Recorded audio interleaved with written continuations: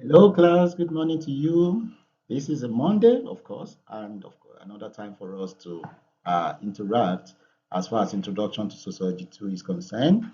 So, 106. And today, our topic is social control. You recall that last week we dealt with sociology of deviance and crime. And today we are going to be looking at measures that are used to control crime within the society, that are used to control people of the society from committing crime or engaging in a lot of deviance. So our topic today is social control. All right. Now, when we talk about social control, what do we mean? Of course, it refers to practices by every society that is targeted towards ensuring the regulation and enforcement of norms. When we regulate our behavior and, of course, when we are able to enforce our norms, what do we get? We get a society or people of the society that conforms to the norms and therefore do not engage in deviance and crime. And that is why social control is very necessary if we do not want crime, criminality, and deviance generally to continue to blossom within our society. Now, social control can be defined broadly as an organized action. Of course, it has to be organized, intended to change people's behavior. Organized either informally or formally. We are going to be talking about that. But it has to be organized. It has to be purposeful. It has to be intentional. That is, we want to regulate people's behavior so that we can actually have someone or people that are in conformity with what the society expects. That is the norms. All right.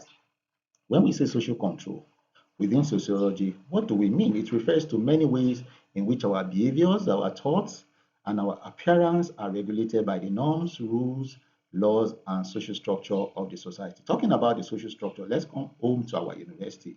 I'm sure that you know that when you're about to get into the university, into campus, your bus and all vehicles will be stopped for you to come out and be checked to ensure that your appearance conforms to what the university expects.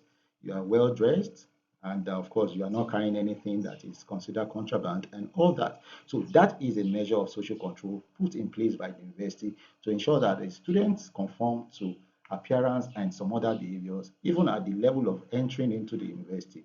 Now, social control is necessary component of social order, for society could not exist without it. That is talking about social order. In order for us to maintain orderliness, orderliness means a state or a situation or a condition where everybody or things are happening the way it should be. Of course, we know that the opposite of that is disorderliness. So the underlying goal of social control is to maintain social order, that is, an arrangement of practices and behaviors on which society members base their daily lives. If we do not have social order within the society, if there's chaos, we all talk about this current uh, problem of insecurity across the country. People are afraid to travel. People are afraid to travel because they might be kidnapped along the line or they might encounter the bandits and some other very, very unfortunate incidents or whatever. So this is a state where we cannot say that we're experiencing social order. And everybody has been talking about, oh, the government should do something about it. That is, the government should bring about social order back because social order is needed for you to be able to do things that you want, to be able to perform your business, to be able to go to school and do every other thing that you want without any fear. But when there is social disorder or disorderliness, there has to be fear, and that fear will stop you from doing a lot of things. And that is why I said that a lot of people cannot travel. People cannot travel with their money. People cannot do business and the rest of all those things because of the high level of insecurity within our society. So if we have very firm social control mechanism, it will be able to bring to us social order, which of course is needed for us to perform our daily lives. So what are the measures being used to control people? Of course, there's what we call sanctions, because without sanction, a lot of people may still not actually do what is expected, even though they may be have been properly socialized to do what is right, but they might still feel the urge to do what is wrong. But if the sanction is there and very effective, then they might actually conform to the rules of the society. But not all sanctions are negative. So sanctions doesn't necessarily mean punishment. Of course, it could mean punishment and at the same time, it could mean reward. But most times when we use sanctions, it's actually to refer to punishment. All right, we have it on our screen there. The positive sanctions are rewards given for conforming to norms. So when an employee gets promoted at work, it is a form of positive sanction. When students that is very serious get high score in his or her course, it is a form of positive sanction. Now, the negative sanction that we are so used to are punishment for violating norms. And of course, we have it both in formal and informal, you know. So, but in any case, both sanctions play important roles in ensuring social order, social control. All right. So we have types of social control systems, and we have the formal and informal. Okay. But sociology also classifies sanctions as formal and or informal. We're going to be looking at the four, social control that is formal or informal, and social sanctions that are formal or informal. All right, let's start with informal social control.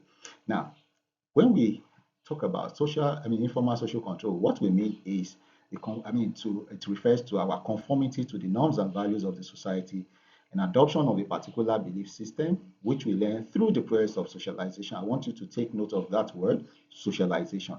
Well, while we're growing up, we may not be conscious of the fact that we are going through the process of socialization. We just feel that our parents are disturbing us. They don't want us to do what we like.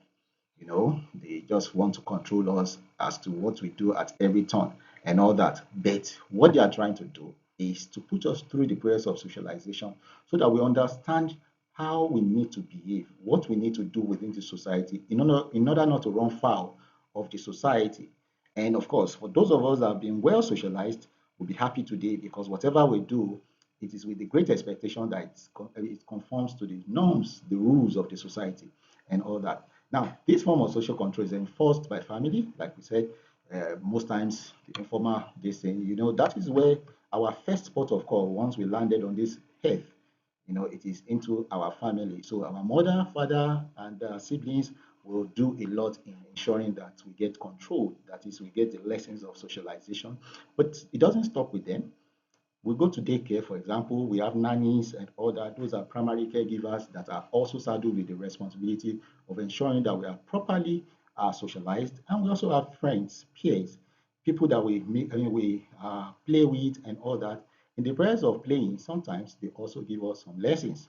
And we also have authority figures like the coaches, counselors, teachers, and even our colleagues that also, one way or the other, gives us orientation about what to do with different things and all that. So they also socialize us informally. All right. Then we have the formal social control. Now, that is produced and enforced by the state, that is the government. And representative of the state enforce the laws like the police. We all know what the police does. They want us to actually conform to the rules, constitution, the codes, and all that of the society. And we are afraid of them because for informal, when you contravene the rules at home and all that, your father will just be annoyed with you, probably even give you some bits of cane and all that. But we know that when it involves the police or when we have done something wrong that has to do with the police, it is more serious. And of course, we don't even want to go near the military because we know that then they give us serious punishment and all that. So we are afraid of the former social control because it is not going to be handled by people we know. That is why it is formal. Informal are usually by people we know, friends, parents, and the rest of it. But for formal, it is by the authority figures within the society, those giving authority to enforce laws, the police, the military, and of course, other agencies that are saddled with such responsibility. And in many cases, a simple police presence is enough to create formal social control. When you see police, you conform. In fact, at that very time, you ask yourself, I hope I'm not doing anything wrong. I hope I'm not in the wrong. I hope I'm not in the wrong place. I hope I'm not wearing the wrong clothes. Well, probably. I hope I am not appearing like a criminal and all that. You want to confirm. Even if you are running through a checkpoint where you have police, you start checking yourself out to be sure that you don't have anything that can put you into trouble. So that alone is effective as far as social control is concerned. Now, let's talk about the sanctions now. Of course, we have the formal sanction as well. The formal sanction are the sanctions that are officially recognized and used to enforce norms. For example, if you are apprehended by the police for doing something wrong, you know that that is an arrest and you are likely to face the court, so that you'll be able to say whether you're truly guilty or not and all that. All those are prayers of formal sanction. Now, let me bring it down to the university level. When you cheat in the exam, when you go against the university rule, you are all being given orientation as to what the university expect and what the university doesn't condone. So if you go against what the university expects or what the university doesn't condone, you receive formal sanctions, and that could be suspension from school, God forbid, and the rest of all those. So those are formal sanctions. Now talking about the informal sanctions that we are used to, okay, our parent can ask us or can tell us that we are not going out of the house for a period because we went out at a particular time and we came very late, or they might even give us some bits of strokes of the cane, or they might not talk to us, and a couple of other ways that we receive informal sanctions from our parents. So, with all this, we'll be able to understand that social control is actually a mechanism to maintain social order within the society. A society that doesn't have very firm social control in place is likely to be a disorderly society. And we are already seeing signs of that in our society, that is in the Nigerian society. We expect the government to do something about it. Not only the government, anyway, we expect parents in all homes, sociologically, we expect parents in all homes to also play their own part by ensuring that our children are well brought up, they are well socialized. If we socialize everybody, of course, that is a means of social control that will ensure social order within our society. So things are going wrong, but it's not only the government. We blame the government all the time, but it's not only the government that is to blame. It's also the responsibility of everybody, especially parents and even our friends. What role are you playing to ensure that your friends go in line with what is expected of a good person within the society? So on that note, we end today's lecture. Yes, if you have questions, please drop it on the comment section of this particular channel, and I'm going to attend to those questions. So next week, we are going to be dealing with something else. On that note, I say, do have a very wonderful week ahead and enjoy the rest of your day. Bye.